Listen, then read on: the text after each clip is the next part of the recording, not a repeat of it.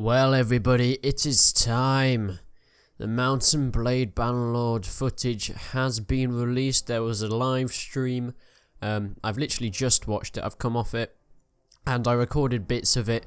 Obviously, I wasn't allowed to record the whole thing because that's copyrighted, but it should be okay just adding bits in so you can see, because hopefully that's under fair use. But yeah, so I'm going to give you my serious and actual opinions on the gameplay they showed. I mean, obviously I'm extremely biased since I've loved Mountain Blade Warband. I played it for 3 or 4 years now. But I'm going to give my absolute honest opinion on what I thought about this. So I'm going to try and be as unbiased as possible. Now, they showed the campaign. Obviously they didn't show multiplayer because there's no one to play with. But in the campaign they showed, to start with, the character creation. So in the character creation they showed all the different things you could do with it, and I think they've put in a really powerful character creator into this game.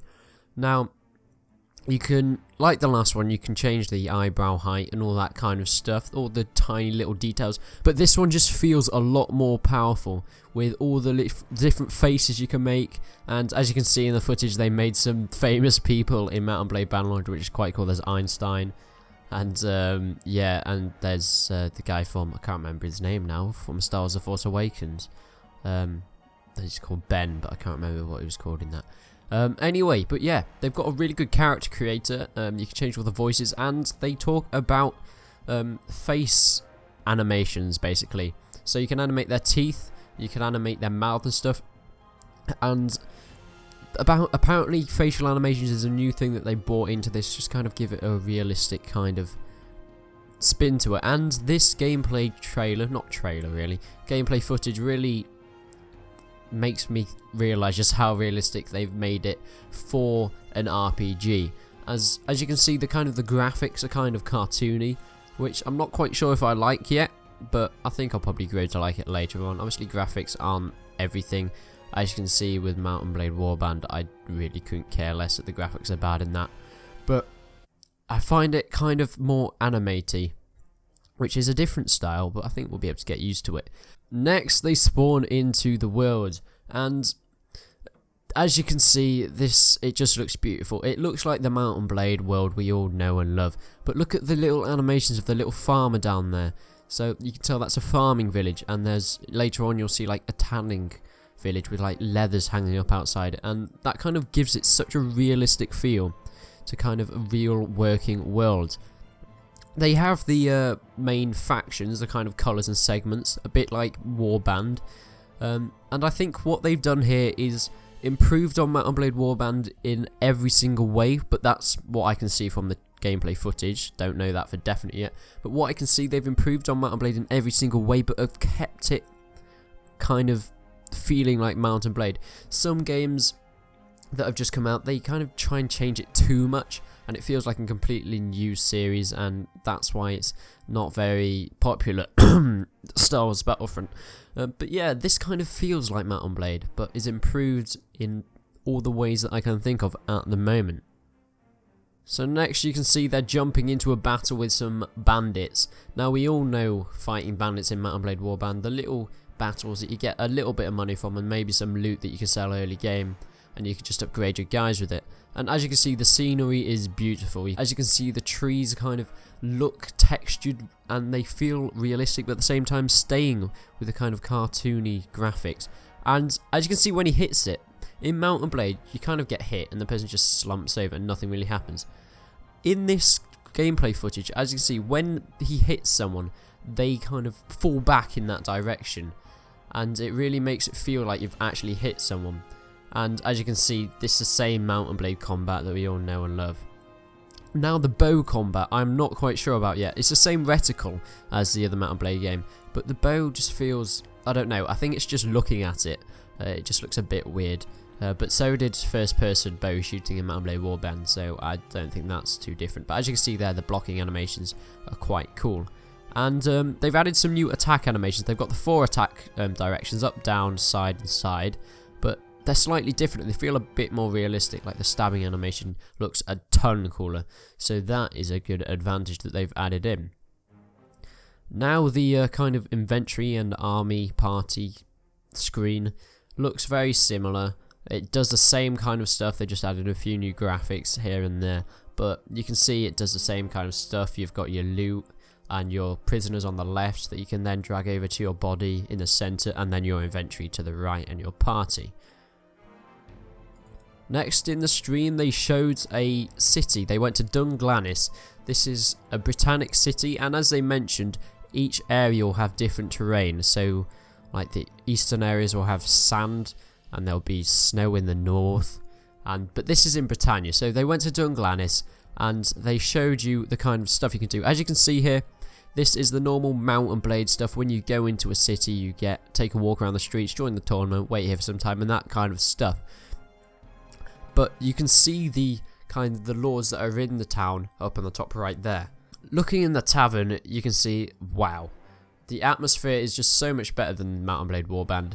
Mount and Blade Warband, the lighting was a bit off, not gonna lie. But this, you can see there's torches on the walls, and it's kind of a gloomy atmosphere with like a solitary candle lighting up the table, and you can interact with the people more.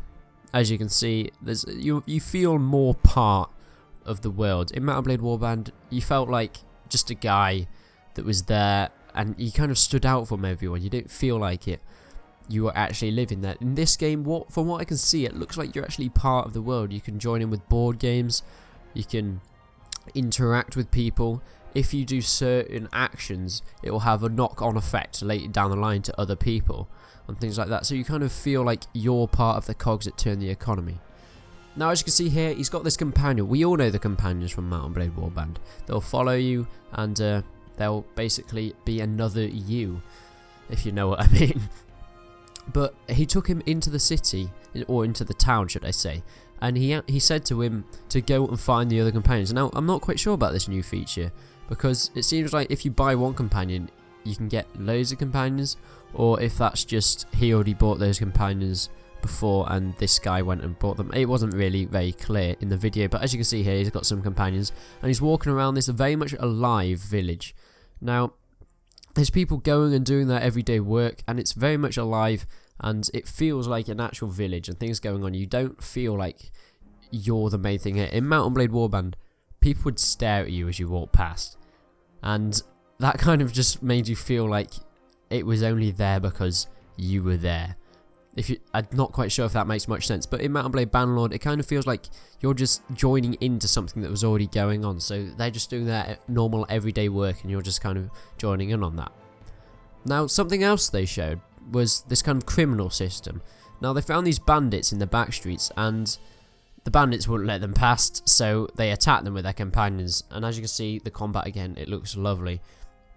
And then after the bandit attack, that when they beat them, they said you could give one of your companions to stay there and kind of fend off other bandits, so the criminal activity was non-existent, or you could be the bandits of that area and you could rob people and get money. So that was a good way to get some illegitimate money in the early game, I think. So that's quite a cool thing. So there's more ways of getting money rather than just looting and burning towns and killing people. Now, the thing we saw about a year ago in the gameplay trailer, the crafting weapons. This just looks awesome. You can craft different swords, polearms, axes, javelins, throwing weapons, and all that kind of good stuff. You can name them and you can customize them to what you want. So if you want a really cool looking weapon that has really fast speed rating, then you can do that. If you want a big lumbering axe that can smash through shields and cut people in two, then you can do that.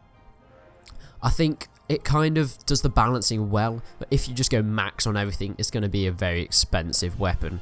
So I think that's going to kind of stop people in the early game from getting the massive weapons and stuff like that. But I think it's a really cool feature where you can name your weapons and you can choose the weapons to your advantages and choose what you like.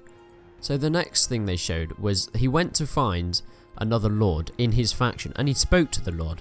And he asked the lord to follow him, and he used this thing called influence, which is kind of another currency in the game that they talked about, where if you've got a high influence, you could use that to gain other lords' trust. So this lord, he spent 100 influence getting this lord to follow him, so now he's got a bigger army, he's got this another ally following him, and it's quite a good way of spending your influence, because in Mount & Blade Warband it was very slow to get up your renown.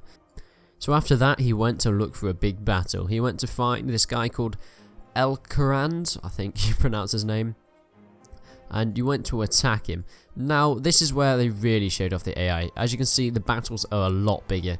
The models on the guys look amazing. They're not all the same uniform like they were in Mount & Blade Warband. They're all wearing different armor and stuff, and it makes it feel like they're individual people, and you really feel like the leader of a massive army. You really feel quite cool leading it from what I can see on the gameplay. Now as you can see, the AI is a bit more advanced. You've got more in-depth commands. I am kind of worried that might get a bit complicated, but I thought that about Mount & Blade Warband before I got it, and I caught it on about a week later, and I could do the commands without even looking at them. So that's not going to be too much of a problem, but they're more in-depth. You can do formations, you get people to retreat, attack, you can attach units together, and you can dismount your cavalry and all that kind of cool stuff, which is a really cool thing. It's kind of getting a bit of Total War into the game, if you know what I mean. So in Total War you can do all these fancy commands and stuff, and I think they're kind of trying to input kind of those things into Mount & Blade. Now they were talking about the enemy army, and when this guy was moving his army to attack the enemies, the enemy was swiveling his army in order to face the player's army, as you can see here, and that kind of shows off the advanced AI that they brought into the game, which I think looks really cool. And they also talked about later on, when it gets into the bigger battle, as you can see here, the archers were split off from the rest of the army. So the AI saw that and they charged the archers, because obviously everyone knows archers can't defend against cavalry. They charged their cavalry into the player's archers, which kind of shows the really good AI that they put into it. And the person playing talked about how that if one of your guys got separated from the unit, he would try and make his way back to that unit, because obviously he's vulnerable, separated from everyone else. So it really shows how they're working together, and shows how the AI kind of want to survive rather than just trying to get as many kills as possible. And obviously the impact of the cavalry on the archers, it just knocking them back just feels so cool. It feels proper Total War, and I think that's a really good improvement to Mount & Blade. Something that I really like about this footage of the battle is, yes, there's a big charge at the beginning where they're all clustered together, but then the troops start to split off, which kind of gives it a really nice feel of they want to win. They want to single people out. The cavalry want to single archers out.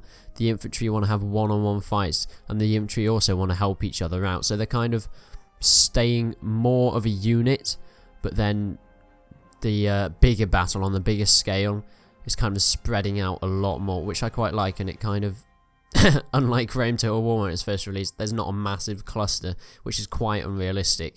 And there's kind of like spread out battles, but they're still working together. As you can see, there's infantry chasing after a cavalry dude, and then at the other side of the battle there's cavalry chasing after archers. So they're kind of doing what they should be doing. And that guy that just got dismounted that I've just seen on screen, that looked pretty cool as I'm rewatching this, as I'm doing the commentary. So overall, my thoughts about the trailer, I keep saying it's a trailer, thoughts about the gameplay. I think they've done a really good job with this game, and I hope they can keep it up for the release. I hope it's not just all propaganda for this stream. I hope it's really what it's actually going to be like in the game. Because what I've seen, the graphics are beautiful. They've got a really nice style to them, and I think the animations just make them stand out even more. The horse galloping animations, the archer drawing your bow animations, the sword fighting animations just look amazing.